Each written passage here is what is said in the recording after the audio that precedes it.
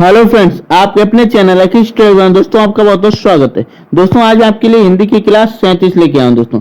साथ ही दोस्तों इसमें जो भी क्वेश्चन हैं आपके यूपी पुलिस, यूपी टेट, लेखपाल और सीटेट जैसे एग्जाम के लिए बहुत ही महत्वपूर्ण है कि दोस्तों हिंदी व्याकरण की से जो है एग्जाम में क्वेश्चन अवश्य ही आते हैं।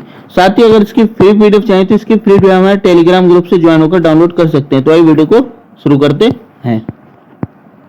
पहला क्वेश्चन हमारा, कृदंत प्रत्यय किन शब्दों के साथ जुड़ते हैं? जो कृदंत प्रत्यय हैं किन शब्दों के साथ जुड़ते हैं? तो दोस्तों ये क्रिया के साथ, दोस्तों का है कि क्रिया के साथ जोड़े जाते हैं। तो ऑप्शन डी हमारा राइट आंसर हो जाएगा। निम्नलिखित पद एक प्रत्यय लगने से बने, इनमें से कौन सा पद गलत है, यानी कौन सा शब्द गलत है? तो दोस्तों प्रत्यय क्या होता है? प्रत्यय वे होते हैं दोस्तों जो बे अव्यय जो शब्द के अंत में आते हैं, दोस्तों का शब्द के अंत में आकर उसका अर्थ बदल दें, तो उसे हम क्या कहते हैं? प्रत्यय कहते हैं। तो दोस्तों इसमें हमारा दैविक, सामाजिक, भौमिक और पाक्षिक दोस्तों। तो इसमें जो है दोस्तों दैविक हमारा सही है कि इसमें एक ई और का छोटी की मात्रा, ठीक है। सामाजिक में भी है, भौमिक, लेकिन पाक्षिक कोई शब्द नहीं है, पाक्षिक कोई भी शब्द नहीं है। तो ऑप्शन डी हमारा राइट आंसर हो जाएगा। किस शब्द की रचना प्रत्यय से हुई है? किस शब्द की रचना जो है प्रत्यय से हुई है दोस्तों? तो इसमें से कौन से शब्द है जो प्रत्यय से हुई है? अभियोग, व्यायाम, ठीक है, अपमान।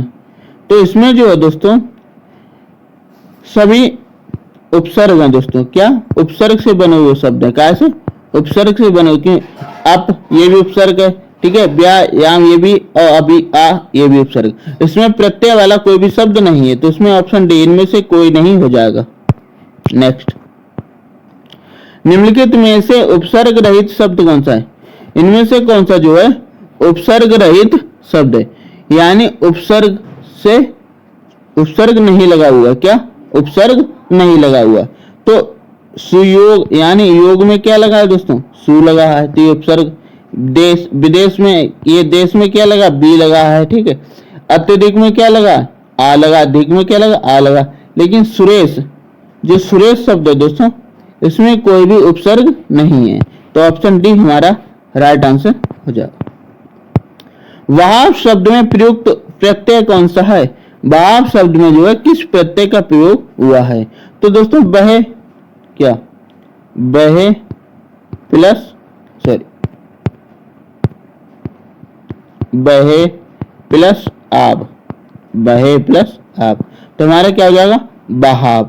तो राइट आंसर हो जाएगा ऑप्शन नंबर सी दोस्तों। कौन सा? ऑप्शन सी, आब प्रत्यय लगा हुआ है। Option C is the right answer. विज्ञान शब्द में प्रयुक्त उपसर्ग है। विज्ञान शब्द में किस उपसर्ग का प्रयोग हुआ है? तो विज्ञान में तो उपसर्ग दोस्तों, क्या उपसर्ग हमारा कहाँ आता है? आगे आता है दोस्तों। कहाँ? शब्द के कहाँ आता है? आगे आता है। तो आगे देख लीजिए दोस्तों, विज्ञान में हमारा ज्ञान क्या है? ये शब्द हो गया। क्या हो गया? शब्द हो गया। इसमें अव्यय क्या हो गया? इसमें वी अव्यय हो गया। क्या हो गया? वी अव्यय हो गया। तो राइट आंसर कौन सा हो गया दोस्तों? ऑप्शन नंबर सी हमारा राइट आंसर हो जाएगा। चिरायु शब्द में प्रयुक्त उपसर्ग है। चिरायु शब्द में कौन सा उपसर्ग प्रयुक्त हुआ है? तो चिर आयु दोस्तों। क्या? चिर आयु, यानी हमारा हो जाएगा चिर प्लस आयु दोस्तों। चिर प्लस आयु। तो राइट आंसर हो जाएगा दोस्तों ऑप्शन नंबर बी दोस्तों। कौन सा? ऑप्शन बी हमारा राइट आंसर हो जाएगा। नेक्स्ट, धुंधला शब्द में प्रयुक्त प्रत्यय है। धुंधला शब्द में किस प्रत्यय का प्रयोग हुआ है? तो प्रत्यय हमारा कहाँ लगता है? लास्ट में लगता है दोस्तों। कहाँ लगता है? लास्ट में लगता है। तो क्या हो जाएगा? धुंध। क्या हो जाएगा? धुंध प्लस ला। धुंध प्लस ला यानी धुंध ला। तो ला हमारा क्या हो जाएगा? यह प्रत्यय हो जाएगा दोस्तों। क्या हो जाएगा? प्रत्यय। Option C is the right answer. किस शब्द में उपसर्ग नहीं है? इनमें से जो है किस शब्द में उपसर्ग नहीं है? तो उपसर्ग कहाँ लगता है दोस्तों? उपसर्ग हमारा कहाँ लगता है? आगे लगता है दोस्तों। क्या लगता है? शब्द के आगे लगता है दोस्तों। तो अप, बाद प्लस अप, इसमें उपसर्ग है, ठीक है। पर प्लस अजय, प्र प्लस भाव, लेकिन ओढ़ना, ओढ़ना ये सिंगल शब्द है, इसमें उपसर्ग का प्रयोग नहीं हुआ है। तो ऑप्शन डी हमारा राइट आंसर हो जाए। संस्कार शब्द में किस उपसर्ग का प्रयोग हुआ? संस्कार शब्द में किस उपसर्ग का प्रयोग हुआ दोस्तों? तो संस्कार में दोस्तों सम प्लस कार दोस्तों, क्या सम प्लस कार क्या मिलकर बनता है? संस्कार मिलकर बनता है। तो राइट आंसर हो जाएगा ऑप्शन नंबर ए दोस्तों, क्या option is the right answer. पुरोहित में उपसर्ग है, जो पुरोहित शब्द है इसमें किस उपसर्ग का प्रयोग हुआ है? तो उपसर्ग हमारा कहाँ लगता है? शब्द के आगे लगता है, क्या लगता है? शब्द के आगे लगता है दोस्तों। तो पुरधन प्लस ओहित, तो राइट आंसर हमारा कौन सा होगा दोस्तों? ऑप्शन नंबर बी वाला राइट आंसर हो जाएगा। अवनत शब्द में प्रयुक्त उपसर्ग है, अवनत शब्द में किस उपसर्ग का प्रयोग हुआ दोस्तों? तो अब दोस्तों, क्या अब प्लस नत, अब प्लस नत, अब नत, तो राइट आंसर हो जाएगा ऑप्शन नंबर सी दोस्तों, क्या option C is the right answer. सावधानी शब्द में प्रयुक्त प्रत्यय कौन? सावधानी में किस प्रत्यय का प्रयोग हुआ दोस्तों? तो सावधानी में हमारा दोस्तों क्या हुआ? शब्द क्या बनेगा हमारा? सावधान दोस्तों, क्या सावधान। साथ ही दोस्तों सावधान में क्या है? बड़ी ई दोस्तों, क्या बड़ी, तभी क्या हो गया? सावधानी, क्या सावधान से शब्द क्या बना? सावधानी। तो राइट आंसर हो जाएगा ऑप्शन नंबर ए, बड़ी ई जो है ये प्रत्यय है, option A is the right answer. कनिष्ठ शब्द में प्रयुक्त प्रत्यय है, कनिष्ठ शब्द में कौन सा प्रत्यय है दोस्तों? तो कनिष्ठ में दोस्तों जो हमारा कनिष्ठ, तो कन प्लस ईस्ट दोस्तों, क्या कन प्लस ईस्ट, तो हमारा क्या बन जाएगा? कनिष्ठ, यानी छोटी की मात्रा लग जाएगी, तो हमारा कौन सा हो जाएगा? Option number A. इसमें ईस्ट में कन में जो ईस्ट जोड़ देंगे तो हमारा क्या कनिष्ठ हो जाएगा, option is the right answer. दो अथवा दो से अधिक शब्दों से मिलकर बने हुए नए सार्थक शब्द को क्या कहते हैं? तो दोस्तों जब दो या दो से अधिक शब्दों से मिलाकर कोई नया शब्द सार्थक शब्द बनता है दोस्तों, उसे हम क्या कहते हैं? संधि कहते हैं दोस्तों, क्या कहते हैं?